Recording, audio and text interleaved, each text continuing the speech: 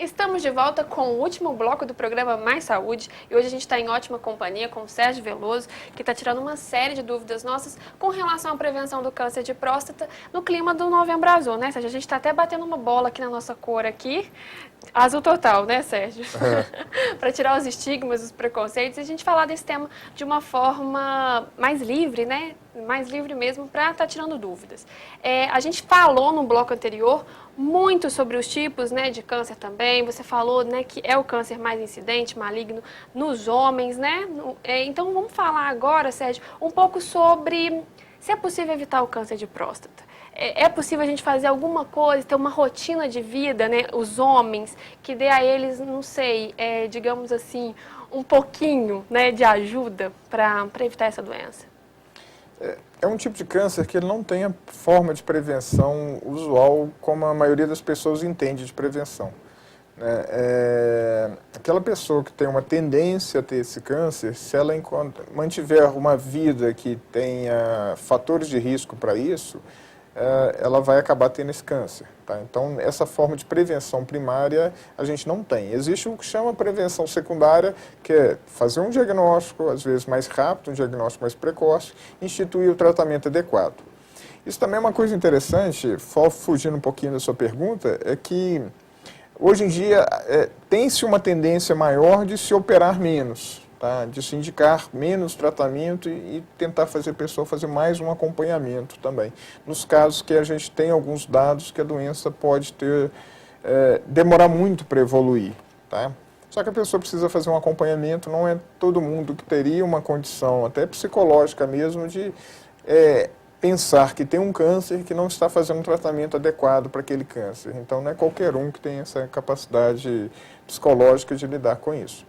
Mas em relação à prevenção, tem um trabalho que eu acho um trabalho muito interessante, que foi feito nos Estados Unidos, que pegou a população japonesa. E eles viram que aquela população japonesa, que no Japão a taxa de câncer de próstata é muito baixa, e nos Estados Unidos a taxa de câncer de próstata é muito alta, eles viram que os japoneses que moravam nos Estados Unidos e tinham alimentação igual a do americano, eles tinham alta taxa de câncer de próstata, deixavam de ter aquela taxa natural do país deles para ter uma taxa de câncer de próstata igual ao do americano.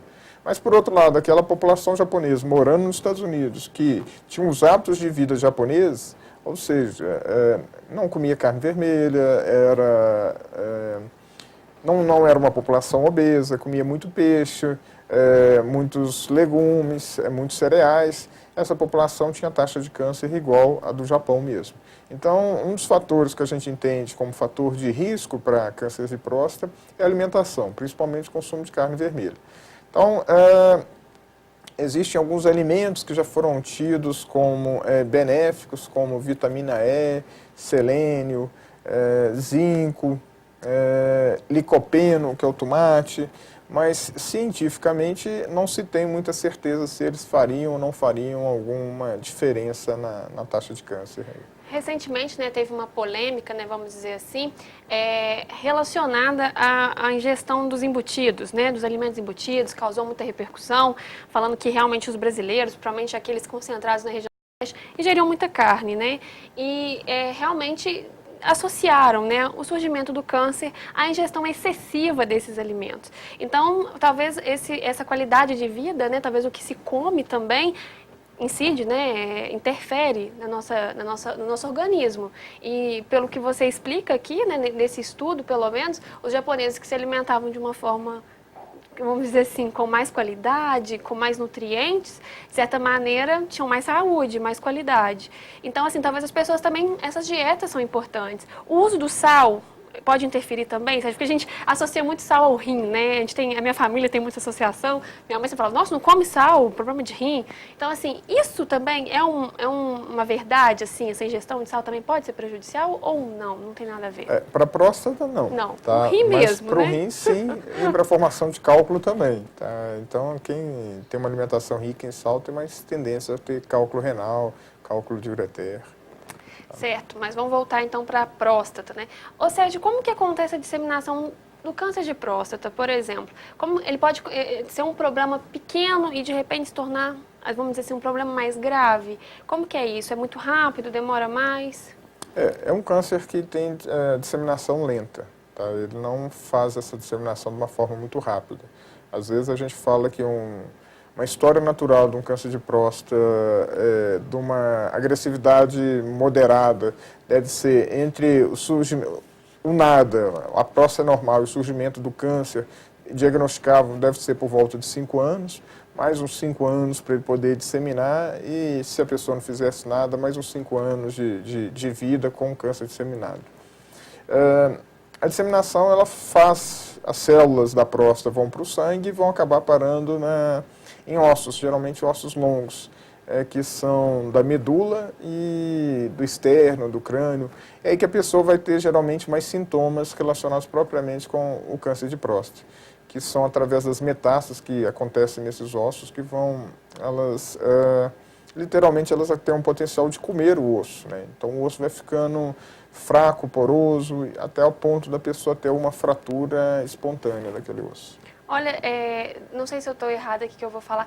A pessoa pode ter uma osteoporose, seria isso? Uma fraqueza nos ossos ou não tem uma associação? A palavra não é osteoporose, porque a osteoporose seria uma desmineralização, né, falta de cálcio de maneira disseminada pelo esqueleto. No caso da metástase, essa falta de osso propriamente vai estar nos pontos específicos onde vão estar as metástases. Olha, então não é uma coisa generalizada, pode ser talvez numa certa região e não em outra. Sérgio, vamos falar de uma questão aqui que eu acho que é importante a gente também falar. Impotência sexual. É possível, após um câncer de próstata, ter um problema ligado à próstata, uma pessoa ter impotência sexual? Ficar impotente? Sim. Depende, isso às vezes é uma complicação do próprio tratamento.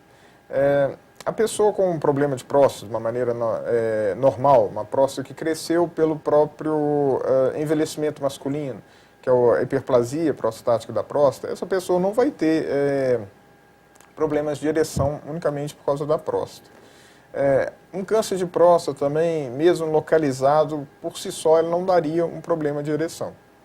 O problema de ereção vai surgir quando a pessoa fez uma forma de tratamento para poder combater aquele câncer de próstata. Geralmente, ou cirurgia ou radioterapia. As duas opções têm um potencial sério de prejudicar a ereção. Hoje a gente tem outras opções de poder tratar e resolver esse problema quando ele ocorre, tá? Isso é uma coisa também. Uma outra coisa é sempre quando vai se operar um paciente ou vai se indicar um tratamento desse para um paciente, procurar saber como é que está a atividade sexual dele naquele momento. Se ele fala para mim que a atividade já não está legal, eu sempre falo assim, olha, vai piorar muito ou vai acabar. Se ele fala que a atividade está de uma maneira normal, eu falo, ó, tem uma chance razoável dela diminuir, mas ainda continuar presente depois que fizer o tratamento. Certo, a gente está caminhando para o fim do nosso programa, mas quais são os números hoje? Vamos terminar nosso programa com essa pergunta. Os números aumentaram, os números estão, digamos assim, os mesmos dos últimos anos em questão de pesquisa? Se eles aumentaram, quais seriam os motivos, né? Existe uma motivação? A medicina acha que existe assim, uma questão que está prejudicando isso? Na verdade, nos últimos anos, dentro do nosso país, não houve uma alteração nesses números. Números que eu falo aí relacionados à prevalência, à quantidade de pessoas com esse tipo de câncer. Quando ocorreu, na década de 80, a invenção do PSA, ou a descoberta do PSA, existiu uma grande elevação nos diagnósticos. Passou-se a fazer muito mais diagnóstico precoce, então a quantidade de câncer detectado foi muito maior. Só que existe um questionamento se, apesar de ter descoberto mais câncer, se interferiu na mortalidade daquelas pessoas. Será que as pessoas que estavam fazendo um tratamento, elas viveram mais tempo? Isso é uma pergunta ainda que ainda procura uma resposta nesse sentido. Em relação se as pessoas estão tendo mais câncer, eu penso que não. Isso está igual nos últimos anos aqui. Ou seja, esse número está estabilizado, a gente pode dizer assim? Então, o mesmo número, o mesmo quadro, digamos assim? Hoje em dia, os homens vão mais à consulta, acabam fazendo mais diagnósticos. Só que a gente tem uma tendência atualmente de se operar menos, se indicar menos tratamento e tentar fazer mais acompanhamento. Uma outra coisa também, que isso não é algo que existe no Brasil, e mesmo assim no mundo, é uma coisa que está começando ainda, são modalidades de tratamento pouco invasivas ou menos invasivas, onde você não tiraria toda a próstata, você faria um congelamento de uma área específica da próstata, ou como se fosse uma cauterização de uma região específica, ou mesmo por ultrassom, um tratamento com ultrassom de alta frequência, onde que você minimizaria os riscos relacionados com a doença sem ter que fazer uma cirurgia, uma radioterapia. Alguma coisa que ainda está muito inicial no mundo ainda, mas se as pesquisas evoluíram bem, isso vai ser uma revolução no que se refere ao tratamento da próstata também. Tá certo, Sérgio. Eu gostaria muito, né, em nome do programa, da TV, de agradecer a sua presença aqui, de estar esclarecendo um tema, né, tão importante para a saúde pública e dizer que, querendo voltar, Mais Saúde é todo seu. Pode voltar que a gente faz um novo programa. Obrigado, é um prazer sempre estar aqui. Lembro você aí de casa que o nosso programa é reprisado todas as sextas-feiras, às 10h10 da manhã, aqui na tela da TV Campos de Minas. Lembro também que o nosso programa pode ser visto, né, pela plataforma do YouTube no www.tvcamposdeminas.com.br. Vai lá no Mais Saúde, tracinho ano 2015, que você encontra todos os programas desse ano e esse também. Lembra você que a nossa página também no Facebook está lá para você deixar sua sugestão de pauta, de um tema que você gostaria que fosse tratado aqui no nosso programa. Vai lá no Haruz Schiave, tracinho apresentadora e deixa sua sugestão. Lá tem os temas que a gente tratou aqui, os números também, algumas matérias ligadas aos assuntos, né, que vamos conversando aqui no Mais Saúde. Eu queria fazer uma série de agradecimentos antes da gente terminar, bem rapidinho. Queria agradecer ao pessoal da Bela Grife, né, que patrocina o programa, pelos looks lindos que envia aqui para a TV. Super obrigada, Roberta. Também para o Espaço Ju, lá na Leite de Castro. Um super beijo, Juliana. E também mandar um beijo para o pessoal que sempre assiste o programa e manda sugestão de pauta. Primeiro, eu queria mandar um beijo para Aurileia, lá na Leite de Castro. Ela sempre assiste o programa com o seu marido. Um super abraço para você, Aurileia. E também queria mandar um beijo para Maria Fernanda e para sua mamãe Renata, lá no Tijuco. Também queria mandar um super beijo para o Natanael, do Tijuco, meu primo, que sempre está ligado no programa Mais Saúde.